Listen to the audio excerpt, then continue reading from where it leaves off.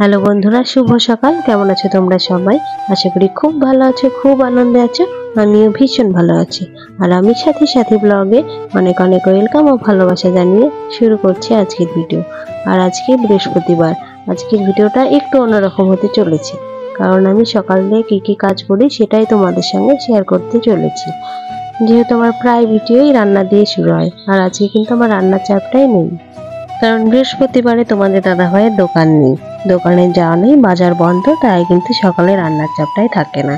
তো সকালে দেখো চা কিন্তু বানিয়ে নিয়েছি, ছেলেকে হরলিক্স বানিয়ে দিয়ে দিয়েছি, আর এখন কিন্তু আমাদের জন্য চাও বানিয়ে নিয়েছি। চা এখন খাবো, খেয়ে বাদ বাকি কাজ করব, কাজ সেরে তারপরে কিন্তু আজকে রান্না। তো চা খেয়ে নিয়েছি, ছেলেকেও কিন্তু হরলিক্স খাইয়ে দিয়েছি, তারপরে চলে এসেছি এখন বিছানা পরিষ্কার করতে। আর বিছানা পরিষ্কার করতে এসে কি অবস্থা দেখো, ও এখন বিছানায় আমাকে গোছাতে দেবে না বলে ইচ্ছে করে শুয়ে শুয়ে এরকম বদমাইশি করছে। সব কাজের সময় এসে কিন্তু ও এরকম জ্বালাবে, ওর জ্বালানো চাই, আমাকে কোনো কাজ শান্তিভাবে কিন্তু ওর করতে দেবে না। তো দেখো কি দুষ্টুমি করছে। আর আমার প্রত্যেকটা ভিডিওতে আমি যেই কথাটা বলি সেই কথাটা আবারও বলছি, যে ভিডিওটা কেমন লাগলো অবশ্যই কমেন্ট করে জানিও, আর যদি ভালো লাগে অবশ্যই একটা লাইক করে দিও, কারণ তোমাদের লাইক আর মিষ্টি মিষ্টি ছোটো ছোটো কমেন্টে আমাকে ভিডিও বানানোর জন্য অনেক মোটিভেট করে তোলে, যাতে আমি আরও সুন্দর সুন্দর ভিডিও বানাতে পারি। আর তোমাদের কমেন্ট আর লাইকে কিন্তু আমাকে আরও বন্ধুদের কাছে পৌঁছাতে সাহায্য করবে। তাই অবশ্যই চ্যানেলটাকে সাবস্ক্রাইব করে আমার পাশে থেকো। আর ভিডিওটা যদি ভালো লাগে অবশ্যই লাইক করে আর কমেন্ট করে জানাতে কিন্তু একদম ভুলবে না। এদিকে দেখো ছেলেকে কিন্তু বুঝিয়ে সুঝিয়ে একটু বাইরে বসতে বলেছি, যাতে আমার বিছানাটা গোছানো হয়ে যায়, তারপরে আবার এসে আসতে বলেছি, ঠিক আছে?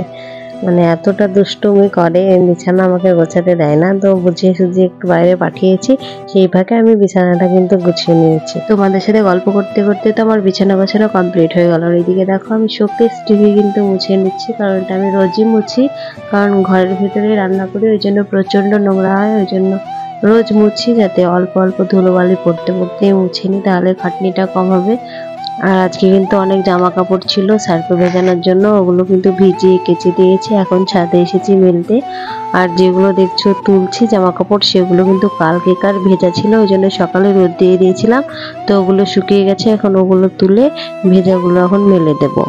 আর দুদিন ধরে কিন্তু রোদ্দুরে তেমন তাপও নেই, দেখতেই পেলে কালকে জামা কাপড় কিন্তু আজকে রোদে দিতে হয়েছিল, কারণ শুকিয়ে ছিল না, ওই জন্য আজকে সকাল সকাল কেচে দিয়েছি, যাতে ভালোভাবে শুকিয়ে যায়। আর আমাদের ছাদে বেশিক্ষণ রোদও থাকে না জানো তো, 12টার পরে কিন্তু রোদ চলে যায়, ওই জন্যই সকাল সকাল আরও কেচে দিয়েছি তাড়াতাড়ি করে। জামা কাপড় মেলে নিচে চলে এসেছি। আর এগুলো কালকেকার জামা কাপড় যেগুলো রোদে দিয়েছিলাম শুকিয়ে গেছে, সেগুলো এখন ভাঁজ করব, করে জায়গার জন্য জায়গা হিসাবে এখন গুছিয়ে রাখবো।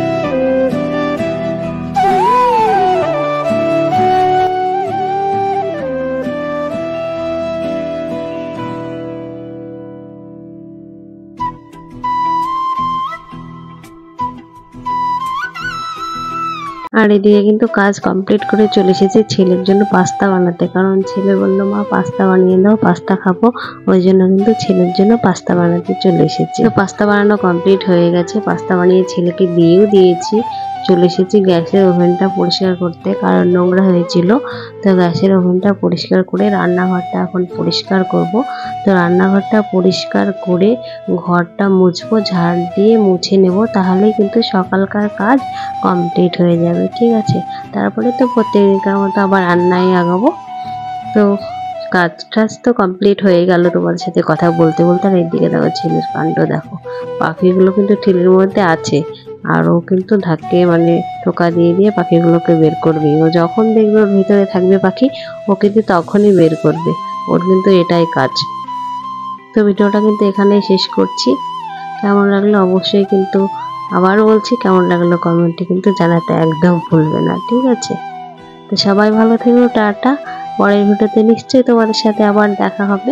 ততক্ষণের জন্য ভালো থেকো, সুস্থ থেকো, টাটা, বাই বাই।